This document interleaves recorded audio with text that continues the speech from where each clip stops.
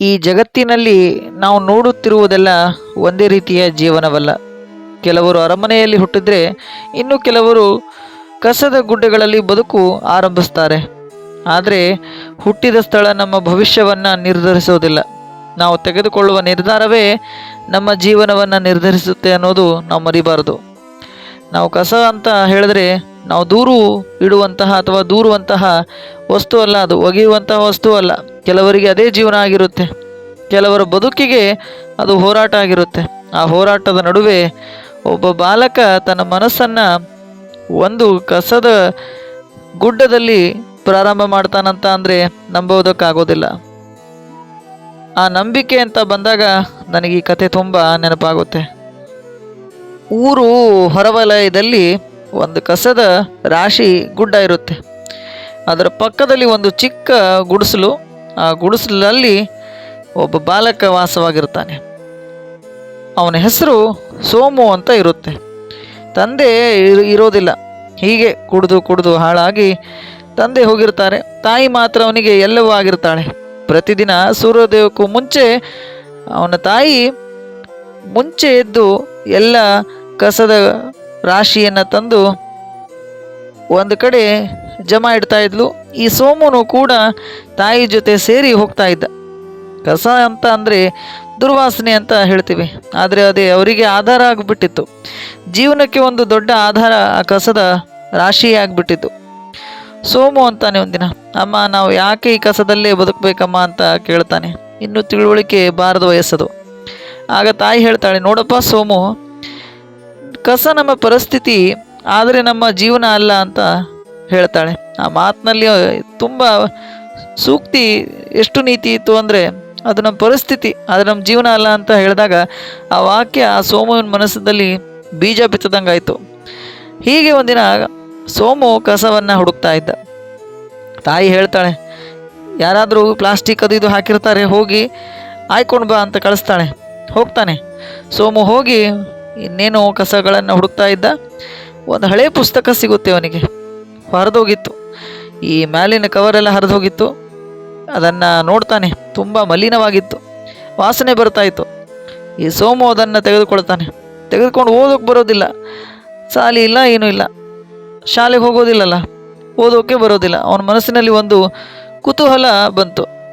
ಏನಪ್ಪ ಅಂದರೆ ಅವನು ಅಲ್ಲಿ ಪಕ್ಕದಲ್ಲಿರೋ ಒಂದು ಶಾಲೆ ನಡೀತಾ ಇತ್ತು. ಅಲ್ಲಿ ಹೋಗಿ ಏನಾದರೂ ಮಾಡಿ ಇದರಲ್ಲಿ ಏನಿದೆ ಅಂತ ನಾನು ಕೇಳಬೇಕು ಅಂತ ಆ ಪಕ್ಕದಲ್ಲಿರೋ ಶಾಲೆ ಹೋಗ್ತಾನೆ. ಆ ಶಾಲೆ ಒಳಗೆ ಸೇರಿಸೋದಿಲ್ಲ ಅವನಿಗೆ, ಹೊರಗಡೆ ನಿಲ್ಲಿಸ್ತಾರೆ. ಮೈ ತುಂಬ ಬಟ್ಟೆ ಹರಿದಿದೆ, ತೋಳುಗಳಲ್ಲಿ ಬಟ್ಟೆ ಸರಿಯಾಗಿ ಹಾಕ್ಕೊಂಡಿಲ್ಲ, ಬರಬೇಡ ಅಂತ ಹೇಳಿ ಹೊರಗಡೆ ನಿಲ್ಲಿಸ್ಬಿಟ್ಟಿದ್ದಾರೆ. ಒಬ್ಬ ಶಿಕ್ಷಕರು ಬರ್ತಾರೆ. ಅವರನ್ನು ಏನಾದರೂ ಮಾಡಿ ಕೇಳಬೇಕು ಅಂತ, ಸರ್ ಇದರಲ್ಲಿ ಏನಿದೆ ಅಂತ ಕೇಳ್ತಾನೆ. ಆಗ ಶಿಕ್ಷಕರು ಆಶ್ಚರ್ಯಪಡ್ತಾರೆ.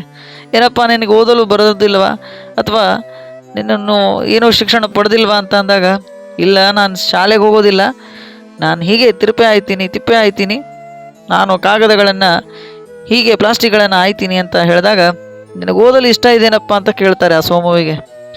ಹೌದು ಸರ್ ಅಂತ ಹೇಳ್ತಾನೆ. ಹೀಗೆ ಒಂದಿನ ಅವನ ಜೀವನ ಯಾವ ರೀತಿ ಬದಲಾಯಿತಂದರೆ, ಆ ಶಿಕ್ಷಕರು ಪಕ್ಕದ ಶಾಲೆಯಲ್ಲಿ ಅವನನ್ನು ಸೇರಿಸ್ತಾರೆ. ನಾನು ಓದಿಸ್ತೀನಿ, ಓದಬೇಕು ನೋಡಪ್ಪ ಅಂತ ಹೇಳ್ತಾರೆ.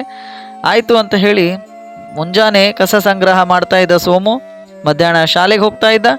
ರಾತ್ರಿ ನಿಮ್ಮ ಕಣ್ಮುಂದೆ ಬರಬೇಕು, ದೀಪದ ಕೆಳಗೆ ರಸ್ತೆ ದೀಪ ಇರುತ್ತಲ್ಲ, ಆ ದೀಪದ ಕೆಳಗೆ ಅವನ ಗುಡಿಸಲ ಮೇಲೆ ಮಾತ್ರ ಬೆಳಕು ಬರ್ತಾ ಇತ್ತು.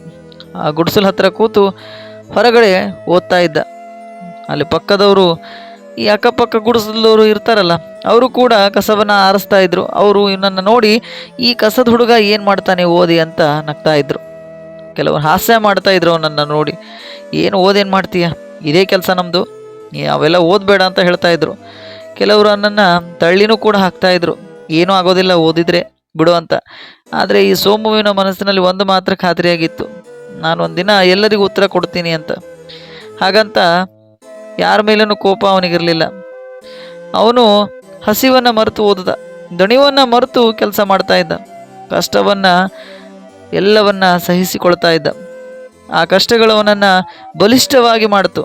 ಯಾವ ರೀತಿ ಬಲಿಷ್ಠವಾಗಿ ಮಾಡ್ತು ಅಂತ ಅಂದರೆ, ಒಂದು ದಿನ ಅವನ ತಾಯಿ ಅಸ್ವಸ್ಥಳಾಗ್ತಾಳೆ. ಆಗ ಈ ಸೋಮು ಸಂಪೂರ್ಣ ಕುಟುಂಬದ ಹೊಣೆಯನ್ನು ಹೊರಬೇಕಾಗುತ್ತೆ. ಕೆಲಸ ಹೆಚ್ಚಿಸ್ಕೊಳ್ತಾನೆ. ಓದನ್ನು ಬಿಡಲಿಲ್ಲ. ಹಾಗಂತ ಒಂದು ರಾತ್ರಿ ಮಳೆ ಭಾರಿ ಬರ್ತಾ ಇತ್ತು. ಸೋಮು ರಸ್ತೆ ದೀಪದಲ್ಲಿ ಕೆಳಗೆ ಓದ್ತಾ ಇದ್ದ. ಒಬ್ಬ ವ್ಯಕ್ತಿ ಬಂದು ಕೇಳ್ತಾನೆ, ಇಷ್ಟ ಕಷ್ಟಗಳು ಇವೆ, ಇಂತಹ ಇಷ್ಟ ಕಷ್ಟಗಳಲ್ಲೂ ಕೂಡ ಯಾಕೆ ಓದ್ತಾ ಇದ್ದೀಯಾ ಅಂತಂದಾಗ ಸೋಮು ಉತ್ತರ ಕೊಡ್ತಾನೆ, ನನ್ನ ಜೀವನ ಬದಲಾಯಿಸಲು ನಾನು ಓದಬೇಕು ಅಂತ ಹೇಳಿದಾಗ ಆ ಮಾತು ಕೇಳಿದ ವ್ಯಕ್ತಿಗೆ ಆಶ್ಚರ್ಯ ಆಗುತ್ತೆ. ಸೋಮು ಹೀಗೆ ತನ್ನ ತಾಯಿಯ ಹುಷಾರೆಲ್ಲ ತಪ್ಪಿ ಆರೋಗ್ಯವಾಗ್ತಾಳೆ. ಇದರ ನಡುವೆ ವರ್ಷಗಳು ಕಳೀತಾ ಹೋಗ್ತವೆ. ಸೋಮು ಉತ್ತಮ ಅಂಕಗಳೊಂದಿಗೆ ಶಾಲೆಯನ್ನು ಮುಗಿಸ್ತಾನೆ.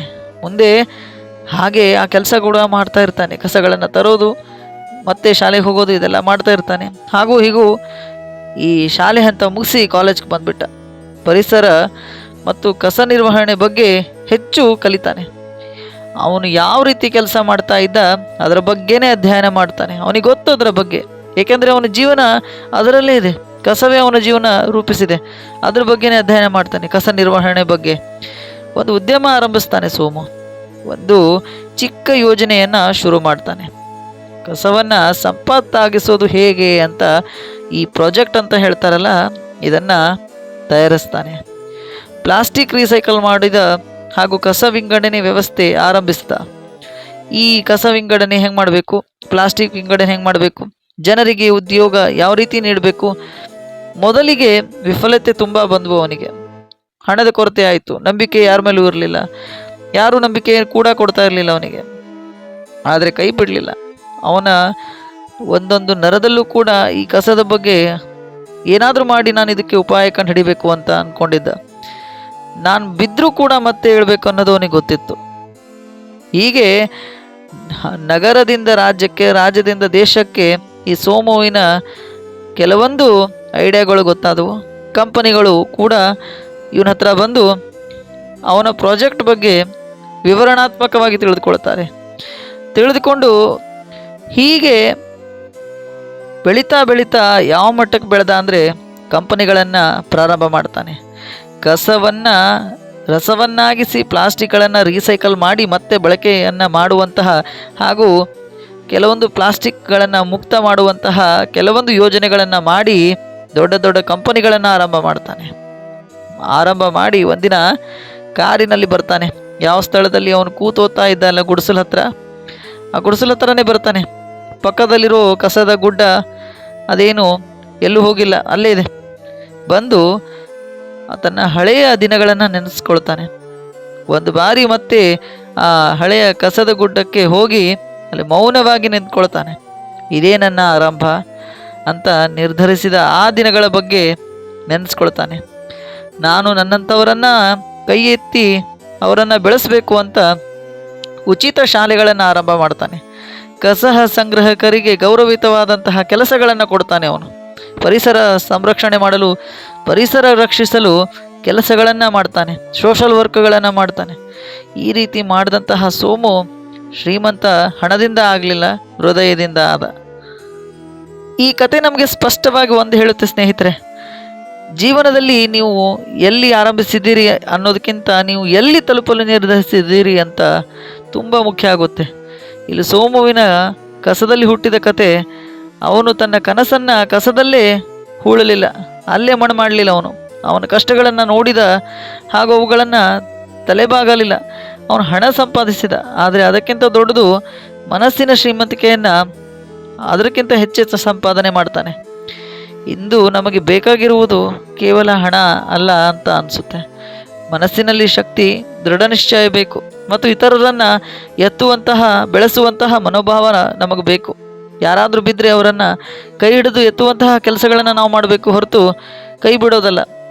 ನಮ್ಮ ಜೀವನದಲ್ಲಿ ಏನೇ ಸಮಸ್ಯೆಗಳಿದ್ರೂ ಒಂದು ಮಾತನ್ನು ನೆನಪಿಟ್ಕೊಳ್ಬೇಕು ಸ್ನೇಹಿತರೆ, ಕತ್ತಲೆಯಲ್ಲೇ ಬೆಳಕು ಹೆಚ್ಚು ಸ್ಪಷ್ಟವಾಗಿ ಕಾಣುತ್ತದೆ ಅನ್ನೋದು ನಾವು ಮರಿಬಾರ್ದು. ಕಸದಲ್ಲೂ ಅವಕಾಶಗಳಿರುತ್ತೆ, ಅದನ್ನು ಗುರುತಿಸುವ ದೃಷ್ಟಿ ನಮಗಿರಬೇಕು ಅಷ್ಟೇ ಅಂತ ಹೇಳ್ತಾ ಈ ಕಥೆಗೆ ನಾನು ವಿದಾಯವನ್ನು ನೀಡ್ತಾ ಮುಂದಿನ ಕಥೆಯಲ್ಲಿ ಮತ್ತೆ ಸಿಗೋಣ.